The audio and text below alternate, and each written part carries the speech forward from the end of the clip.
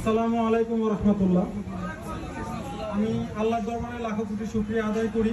আর আমি কোনো রকম ভূমিকা ছাড়াই আমাদের যে নির্যাতিত মোটর শ্রমিক একতা ঐক্য সমগ্র বাংলাদেশ, তাদের যে নিঃস্বার্থ ত্যাগ ভূমিকা, এগুলো নিয়ে এতক্ষণ কথা বলা হয়েছে। এবং ইতিমধ্যে সাভার শাহ সিমেন্টের যেই ড্রাইভার সাহেব ভাই রাস্তার ধারে রক্তাক্ত হয়ে মারা গেছে, এটার জন্য আমাদের নির্যাতিত মোটর শ্রমিক একতা ঐক্য সমগ্র বাংলাদেশ যে দৃষ্টান্ত রেখেছে, এখানে আর বলার কিছু অপেক্ষা থাকে না।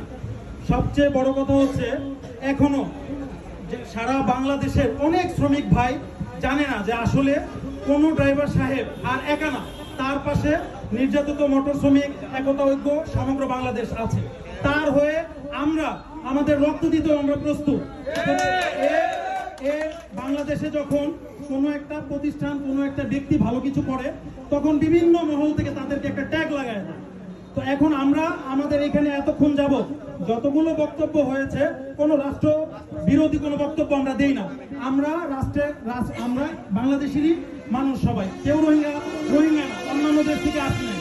রাষ্ট্রের প্রতি আমাদের সম্মান, ভালোবাসা এবং বাংলাদেশ বিআরটি রোড ট্রান্সপোর্ট অথরিটির যেই আইনগুলো আছে, আইনের প্রতি আমরা সবাই শ্রদ্ধাশীল। কারণ আমরা সবাই বিআরটি থেকে লাইসেন্স প্রাপ্ত ড্রাইভার সাহেব। এখানে ড্রাইভার ব্যতীত অন্য কোনো মানুষ নাই, সবারই পরিচয়পত্র আছে এবং সাথে বাংলাদেশ সরকারের অনুমোদন একটা পত্র আছে, সেটা হচ্ছে ড্রাইভিং লাইসেন্স।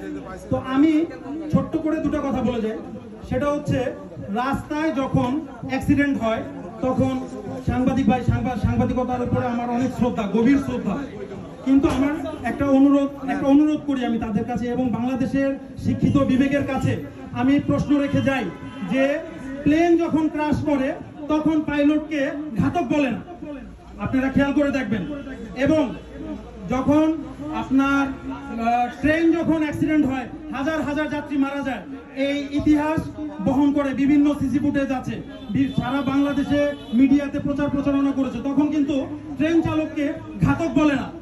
বাংলাদেশে একজন গাড়ি চালক, আমি বাংলাদেশের বুদ্ধিজীবী এবং সমগ্র শিক্ষিত বিবেকের কাছে প্রশ্ন রেখে যাই, একজন ড্রাইভার সাহেব কত ঘন্টা গাড়ি চালাবে? গার্মেন্টস সেক্টর বলেন, বিভিন্ন যে কল কারখানা, মিল কারখানায় 8 ঘন্টা করে, 3 ঘন্টায় 24 ঘন্টা শ্রমিকরা শ্রম দেয়, 8 ঘন্টা করে শ্রম দেয়।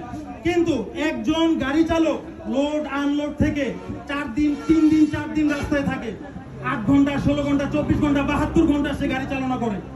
তাহলে যখন তার চোখ লাল হয় এবং অমানবিক পরিশ্রম করে, খাওয়া নেই, ঘুম নাই এবং তার কোনো নিরাপত্তা নাই, সে বিভিন্ন চাঁদাবাজির শিকার হয়, চোর ডাকাতের আক্রমণ হয় এবং রাস্তায় তার প্রাণ যায়। এবং শিক্ষিত সমাজেরই কিছু মানুষ বলে চোখ লাল দেখে তারা মদখোর, গাঁজাখোর। আমি সারা বাংলাদেশের শিক্ষিত বিবেকের কাছে প্রশ্ন রেখে যাই, চট্টগ্রাম সহ সারা বাংলাদেশে কত হাজার মদের বার আছে, কত হাজার নাইট ক্লাব আছে, সেখানে সারা বাংলাদেশের শ্রেণী পেশার মানুষ কি তাহাজ্জুদের নামাজ পড়তে যায়? তাহলে অ্যাক্সিডেন্ট হলেই কেন আমার ড্রাইভার ভাইদেরকে মদখোর, গাঁজাখোর বলে আখ্যায়িত করা হয়? আমি সারা বাংলাদেশের শিক্ষিত বিবেকের কাছে প্রশ্ন রেখে যাই এবং আমার অন্তরের স্থল থেকে নির্যাতিত মোটর শ্রমিক একতা ঐক্য সমগ্র বাংলাদেশের সভাপতি আমাদের সাজ্জাদ ভাই এবং এই কেন্দ্রীয় কমিটির যেই ত্যাগ স্বীকার করে যে নেতৃত্ব দিচ্ছেন, যে নেতৃবৃন্দ আছে, তাদেরকে আমার অন্তরের অংশ থেকে আমি শুভেচ্ছা জানাই, সাধুবাদ জানাই।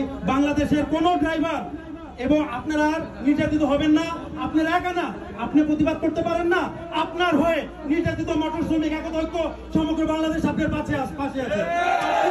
আপনি আমাদেরকে অবগত করেন, আপনি আমাদের যে হোয়াটসঅ্যাপ নাম্বার আছে আপনি জানান। এবং সারা বাংলাদেশ থেকে অলরেডি আপনার খাগড়াছড়ি, কুমিল্লা এবং গাজীপুর, সারা বাংলাদেশে বিভিন্ন জায়গায় কার্যক্রম পরিচালনা হচ্ছে। আপনারাও আপনাদের জেলা থেকে আপনাদের কমিটি পরিচালনা করেন এবং এটার নেতৃত্ব দিবে চট্টগ্রাম থেকে নির্যাতিত মোটর শ্রমিক একতা ঐক্য সমগ্র বাংলাদেশের যে কেন্দ্রীয় কমিটির যে নেতাবৃন্দ আছেন, তারাই, তাদের হাত ধরে আমরা আর নির্যাতিত হব না, আমরা আর একা নই, আমাদের পাশে নির্যাতিত মোটর শ্রমিক একতা ঐক্য সমগ্র বাংলাদেশ আছে। এই বলে আমি আমার বক্তব্য শেষ করলাম। আসসালামু আলাইকুম ওয়া রাহমাতুল্লাহ। 2 মিনিট নিরাপত্তা পালন করে আজাদ দিচ্ছে।